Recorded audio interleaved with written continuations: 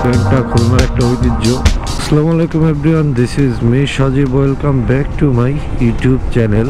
আর এখন বাজতেছে সকাল 9:30 আর আমি আছি জোড়াঘাটের রোডে। বের হয়েছিলাম সৃষ্টিকে স্কুলে দেওয়ার জন্য, তো ওকে দিয়ে চিন্তা করলাম যে একটু নদীর পাড় থেকে একটু চা খেয়ে দেন বাসায় যাই। তো এই জন্যই আর কি সকালে বের হওয়া। তা সকালের আবহাওয়াটা আমরা একসাথে উপভোগ করি। বর্তমানে আছি জোড়াঘাট প্লেনের কাছে। এই প্লেনটা খুলনার একটা ঐতিহ্য। এই জায়গাটা অনেকে প্লেনের জন্য চেনে, আবার প্লেনটা অনেকে জায়গার জন্য চেনে। আমরা আজকে যেখানে যাব সেটা হচ্ছে 7 নম্বর ঘাট। আর 7 নম্বর ঘাট খুব অল্প দিনে বহুল প্রচলিত একটি জায়গার নাম। কারণ একটা সময় 7 নম্বর ঘাটে ওইভাবে মানুষ যাইতো না। যাইতো কারা, কি বলবো, বখাটে পোলাপানের মতো যারা, ওরা যাইতো। বাট যখন ওইটা বসার মতো একটা পরিবেশ করে দিছে, তারপর থেকেই ঘাট একটা টুরিস্ট প্লেস হয়ে গেছে। তো আমি এখন ওই ঘাটের দিকেই যাচ্ছি। আসলে নদী দেখলে কার না ভালো লাগে, এই জন্যই চিন্তা করলাম সকালটা বেলা নদীর পাড় থেকে একটু ঘুরে আসি। আর ভালোই ঠান্ডা পড়ে গেছে শহরে। আল্লাহ জানে শহরের বাইরে কেমন, কারণ কোনো এক সকালে চিন্তা করতেছি কোনো এক গ্রামের দিকে যাব। ওই কুয়াশার ভিতরে গ্রামের পরিবেশ ভালোই লাগবে। তা আমরা চলে আসছি হচ্ছে ঘাটে।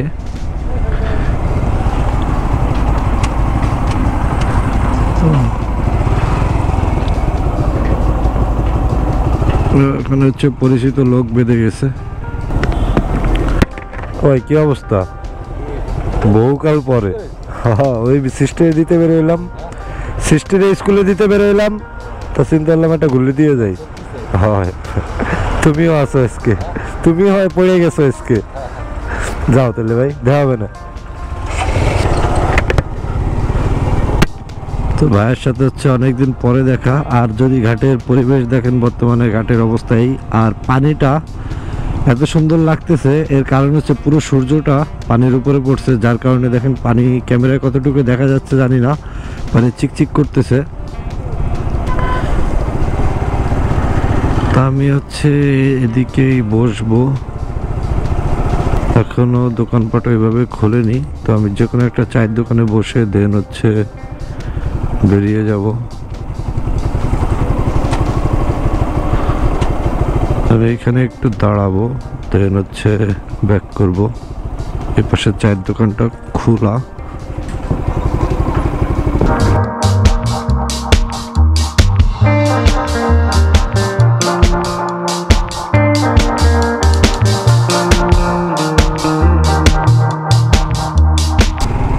ঘাটে অনেকক্ষণই বসেছিলাম, একটা জিনিস খেয়াল করলাম।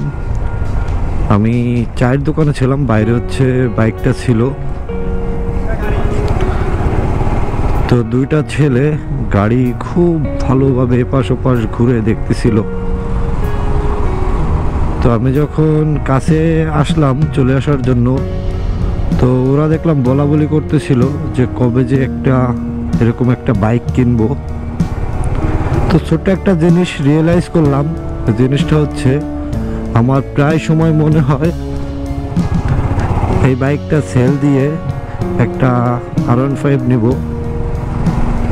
বা একটা CBR নিব, প্রায় সময় মনে হয়। বাট আজকে ধারণাটি টোটালি চেঞ্জ হয়ে গেল যে আমার কাছে যে বাইকটা আছে সেই বাইকটা অন্য মানুষের স্বপ্ন। তো আমাদের উচিত আমাদের কাছে যে বাইক আছে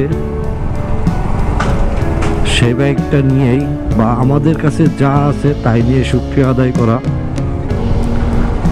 আমার কাছে আমি যদি আপনাদের নিজের একটু দেখাইতে পারতাম যে আমি আসলে মন তো আর দেখানো যায় না, বাট আমি মনের দিক থেকে আজকে পুরোটাই স্যাটিসফাইড। মানে এতদিন আমি একটা যে বিভ্রান্তির ভিতরে ঘুরতেছিলাম যে আমার যদি একটা R15 থাকতো, বা আমার যদি একটা সিভিআর থাকতো, বা আমার যদি একটা GSX-R থাকতো, কতই না ভালো হতো।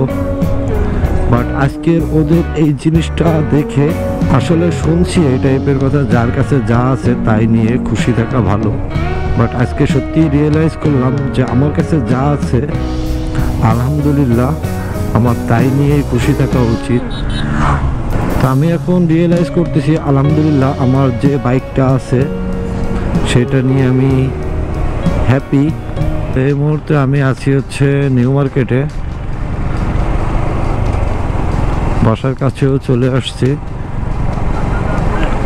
তো সকালে আসলে নদীর পাড়, চা, কফি এর জন্য বেস্ট। আপনি যদি মনে করেন যে আপনার মনকে শান্ত করবেন এক কাপ চায়ের মাধ্যমে, তাহলে অবশ্যই সাজেস্ট করব আপনি নদীর পাড়ে যান, বসেন, নদী দেখেন আর এক কাপ চা খান, আপনার মন ভালো হইতে বাধ্য। অলরেডি এলাকার ভিতরে ঢুকে গেছি। তো ভিডিওটি ভালো লাগলে অবশ্যই সাবস্ক্রাইব করবেন এবং পরবর্তী ভিডিও না আসা পর্যন্ত ভালো থাকবেন, সুস্থ থাকবেন এবং নতুন ভিডিওর জন্য অপেক্ষা করেন। আল্লাহ হাফেজ।